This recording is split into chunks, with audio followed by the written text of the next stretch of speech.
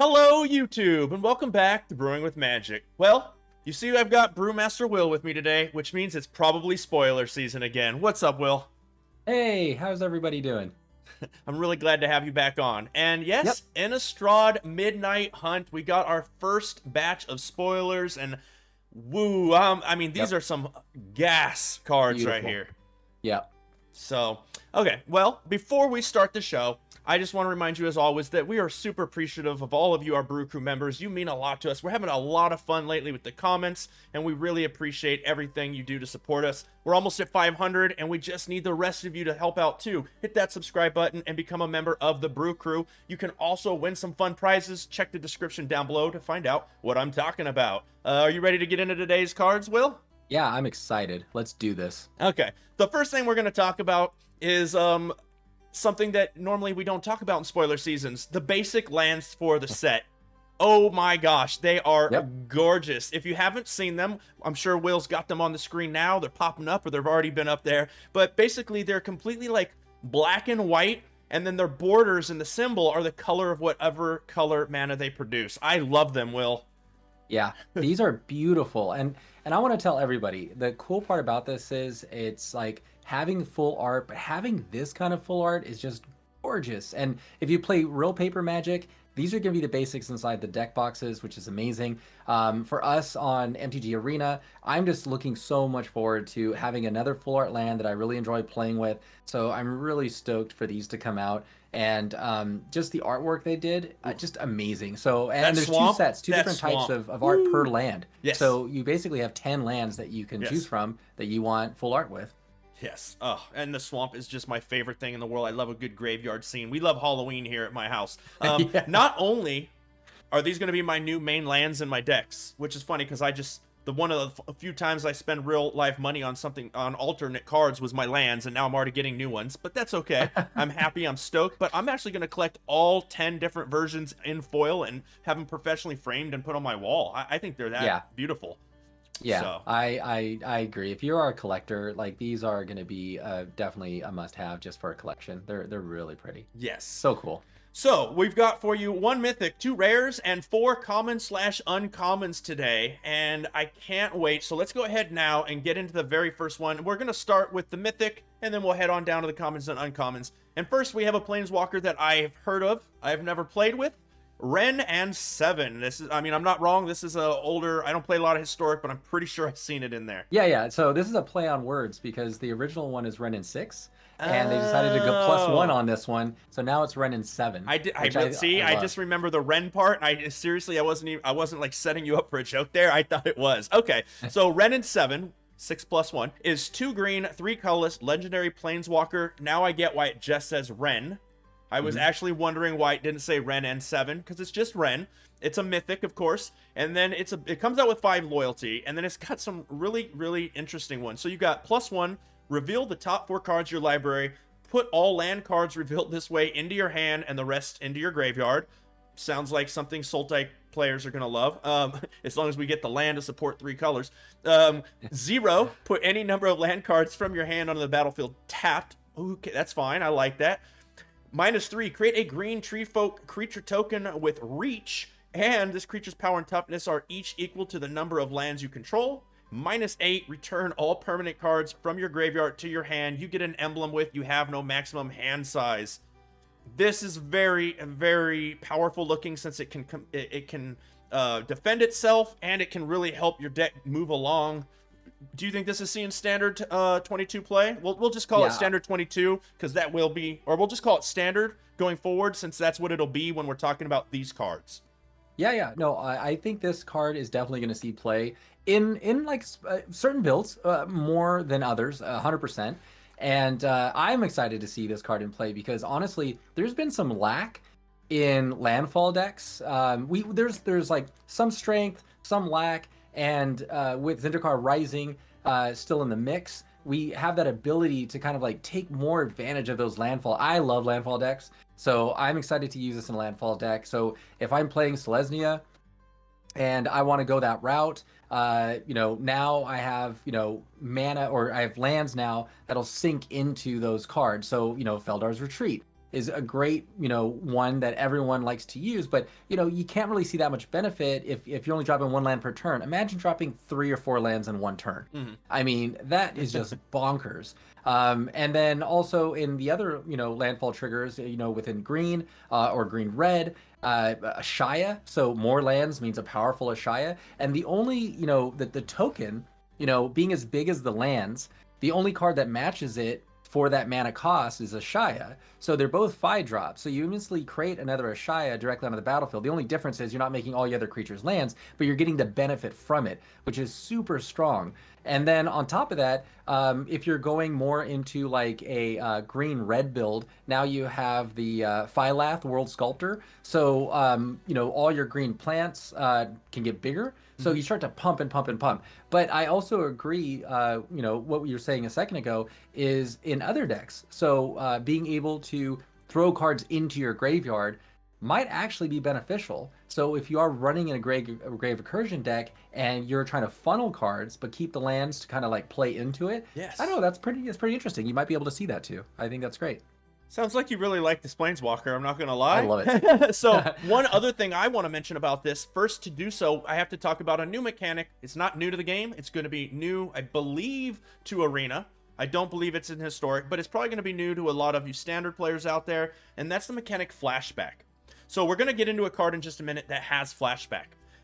What Flashback is you can cast it for whatever its flashback cost is while it's in the graveyard, and it will do the card again. So if you play it from your hand, you've done it once, and then later in the game you can play it again. Think of it like an adventure card, but but it's not. Now the reason I bring that up is if you're building your deck around this card and there are enough Foretell cards, then not only are you getting lands in your hand, but you're kind of just drawing cards.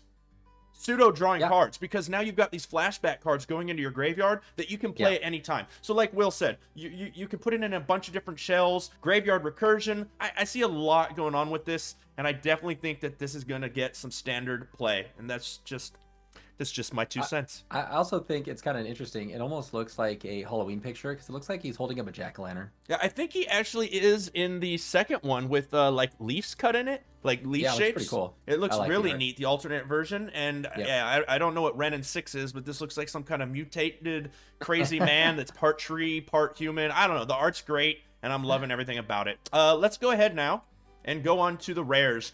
The first rare we've got today is a blue card. It's a creature, Triskaidekaphile. It's a 1/3 human wizard. You have no maximum hand size. At the beginning of your upkeep, if you have exactly 13 cards in your hand, you win the game. And then as many times as you have mana to do this, you can pay 1 blue, 3 colorless, and draw a card. I absolutely know we're going to see decks built around this. I hope they're very fun, interactive decks. I hope they're not anything that is just uninteractive, but what do you think? Are people playing with this? Of course they're going to play. It's an alternate win con. It's definitely going into decks. People are going to want to abuse the hell out of this card. And I love that it's a throwback to the first set of Innistrad. And now you have this card. And in the old set, it was Triskaidekaphobia. And that one is you're afraid of 13. So if your opponent ended up beginning the upkeep and they had 13, they would lose the game. And I love this one that they love 13 now instead with Philia. And now you're just trying to get to 13. If you get that, you win the game. So first, I love that they're throwing back puns to the original set and creating this to this new one. It's beautiful. But this right here is definitely going to be abused, I think, by a lot of players who are control players. I know myself, I'm already looking at this card and how I want to abuse it. And a lot of it's going to come down to, controlling the board. Like you said, it might be a little bit more uninteractive, unfortunately. So it could be one of those cards that you're like, you have to kill it. Like if it comes down, you have to kill this because their strategy, not probably their only win con, but it's definitely one of the stronger win cons that they probably built around. So I'm sure they're going to try to protect it. They're probably counter spells, those type of things. Like I definitely see this in like a mono blue shell, Dimir, and I definitely see it in Azorius.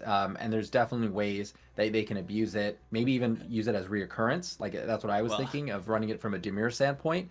You're countering them. You're bringing it back from the graveyard. You can still draw more cards. So I just think it can be abused pretty bad. So I definitely think people are going to use it. Think about it in Azorius. And Book of Exalted Deeds is once again going to be legal. And you so go. you, instead of stalling your opponent out forever, you get to You where you win have with a way this. to control. You have a way to protect this, get to the next Yeah. turn, win the game. I do want to really quick take a moment to shout out all the designers, the creators, and the people who really seem to love this game who work at Wizards, because there's so much negativity about Wizards trying to get all of our money and all of these different things. And I understand that at times the shuffler's bad, the matchmaker, but we got to look at the fun things. And so far, Ren and 7, which I didn't even know there was an Easter egg or a pun in there. You got the Triskaidekaphile. I don't know if I'm going to say that right ever. We got this card. There's an Easter egg there. The next card we're going to talk about is another Easter egg, which we'll get into in a moment, which means people care and have been playing this game for a while or done the research on these cards. Yeah. They're not just slapping art on and slapping names on and saying, look, we're going to get your money. And I think we got to appreciate that they are still putting a lot of love into this game, no matter how many problems there are. And I think that's neat. Another fun thing, and I could be wrong, I saw this on Twitter and I didn't look it up, the hand coming out of the portal on this card, I guess if you have your hand like that with it bent over fingers, is actually 13 in sign language, I believe. Which is also awesome. kind of neat. But once again, leave a comment if you know the answer, whether we're right or wrong. I'd like to know, please. Okay, so let's move along with our new positive attitude onto Champion of the Perished. So first off, it's 1 black, it's a 1/1, it's a creature zombie. I love it already. A 1/1 for 1. It's a little weak, but no, it's not. Whenever another zombie enters the battlefield under your control, put a +1/+1 counter on Champion of the Perished. Before you tell me whether or not this will see standard play, and I know it's going to, let's do the Easter egg thing, because you're the one that pointed this out. You know all these cards. I love it. Yeah, this was made me smile from like ear to ear when I saw Champion of the Perished. So if you played in older formats, especially if you played the original Innistrad, they had Champion of the Parish, and he was a 1/1 human for 1 white, and for every human that touches the battlefield, he gets a +1/+1 counter. Exactly So the same thing, apparently, right? I love he it. died, and He now died. he's back from the grave. Yeah. But here's the other cool part, and you guys should look this up. Look at the original flavor text at the bottom of the card and read the Champion of the Parish. Then look at the flavor text on the Champion of the Perished. And this tells me so much about, like, you know, what they're doing at Wizards to like have fun with these cards, Yes. because they really did a good job at melding them together and making it so much more fun. And that's why I say the design team and the people who really care about this game, who are the creators, are doing amazing stuff. So remember that. Be mad at the big company, not the people at Wizards creating the cards. I absolutely think that is amazing. But this is seeing standard play, right? Oh yeah, it will. As long as we see more zombies starting to come out with this set, which I We have a Lord, undoubtedly think which is nice. it's going to be a lot of zombies. Yes. So we should be fine. The only reason I bring that up is because right now, currently, with the sets we have, we don't have a lot of stronger, you know, zombies. We do have a zombie lord right now, but he's a 4-drop, and he makes all your zombies and, you know, vampires be a and skeletons 5-drop. +1/+1/+1. Yeah, he's pretty expensive. And so you're not seeing a lot of strength from the zombie side to kind of like, you know, pair with Champion of the Parish right now. But I know Innistrad, I know this set, you're going to see a ton of zombies. So I think he's definitely going to be a strong addition. And you're going to definitely see, you know, again, zombies coming back and making, you know, a new revival in 2022. And again, if you're playing Historic, though, oh, you guys are happy to see this card. This card is a must include with all the zombie cards, zombie lords right now that are going in. So I think in Historic, you're going to love, I'm going to love it because I love playing Historic. You're going to see a lot of awesome zombie decks starting to pop up. We might actually see some zombies versus vampire duels, since vampires are already pretty strong in Historic from what I hear. Yes. So, Yeah. okay, well, and next we go on to our commons and uncommons. First, we have Join the Dance, which is a sorcery. It's 1 white, 1 green. Create 2 1/1 white human creature tokens, and then it has that flashback for 3 colorless, 1 green, 1 white.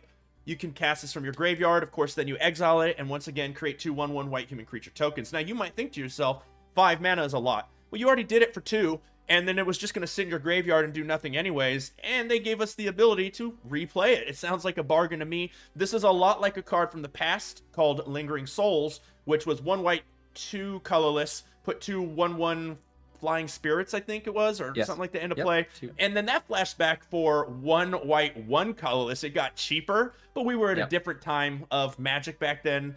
This is going to see play if it's anything like it was back in those days. It's too much value. What do you think? I agree 100%. And, you know, Lingering Souls back in the day when I played the original Ugh, Innistrad was a annoying. strong card. A strong card. I mean, don't be wrong, they were flyers. These aren't flyers, so you're not getting that strength of advantage because they were True. spirits. These are, you know, on the ground 1/1 humans. But it doesn't matter. You know, now you have a resource. So say you have a deck that you're working towards to like, you know, go wide, like a go wide strategy, and you needed to pump out a couple more creatures to to get that extra bonus off of maybe like a planeswalker or off of, you know, an artifact, or maybe off of you know, our new you know, your class cards. So you know, you have like cleric class, you have like paladin class, those classes that fit into this, or you also have ranger class that fits into this. So now you have a reoccurring creature that'll come back, maybe get a +1/+1 counter, or maybe if you're going a wide strategy and you have to pick something, well, the more creatures that are attacking, you're able to give double strike and that value to another creature. So I honestly think there's going to be a lot of really cool mechanics to go with this. But then also going back to that Ren and 7 is as you're peeling through to get lands, you're putting this in there, and now you're able to bring Join the Dance back. So I just think it's definitely going to see Flashback is definitely going to see a lot of play. This card might see a lot of play in those decks. So definitely going to be something to watch out for. Yeah, that card and the next three we talk about, especially the black card coming up, get ready to be annoyed and to love them, depending on what side of the board you're on, because we got some juice. So next we've got Consider. It's 1 blue, instant.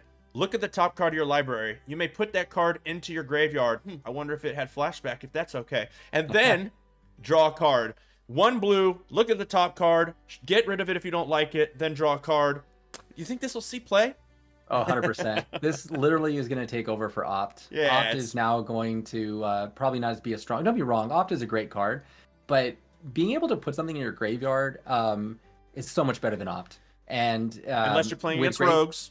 Yeah, yeah, let's play against rogues. But the ability to, like, you know, I want to put it there because I need to put it there is vital. So Consider, I think, is going to be a very strong card. In 2022, it's probably going to fall under a lot more of those specific decks where you're really, you know, maybe Grave Recursion, maybe you're playing blue-black, maybe you're playing like Naya and you have that flashback, or maybe it's just blue and there's flashback cards we haven't seen yet in there that you can kind of get to, and maybe they'll be a cheaper price.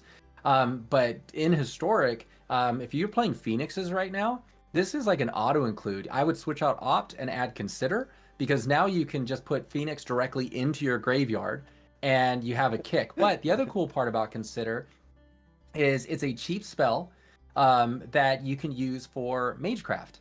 So, and we need more cheap spells that we can use in the Magecraft, like and so Demolich. when I say Naya, Demolich. Yeah, Demolich, yeah, it was a good one. And then, but with the Naya colors, the cool part is you have white, you have green, and with blue, the cool, you know, you cover the base on Magecraft that pump all of your creatures, and this kind of moves you along because you get to draw a card. So kind of like, this is really going to be a cool card to see, and I think you're going to see a lot of play in it.